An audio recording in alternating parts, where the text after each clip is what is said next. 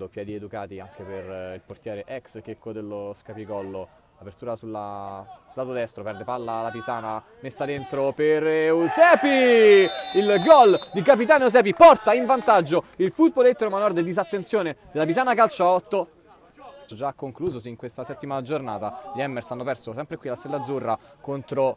Attenzione, parte il tiro e c'è la rete di Ricci. Il pareggio della Pisana a 1 minuto dalla fine del primo tempo. De Bernardo ovviamente.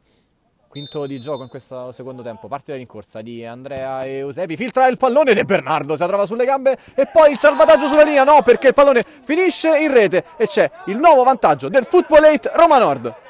Parte la rincorsa di Roberto Natalucci addosso all'unico elemento in barriera della Pisana, però il pallone rimane lì con Martino che si gira molto bene, si defila Martino! Gol fantastico del numero 8, doppietta personale e doppio vantaggio del Footballate Roma Nord che si porta sul 3. Orgoglioso pure qui nel chiedere la rimessa, attento, carismatico, lo vediamo salire qua, sbagliano Moretti. pochi passaggi, giocano semplici. Bellissima apertura per Martino che sorprende sul proprio palo De Bernardo, assist di Andrea Eusepi, 4-1 del Footballate.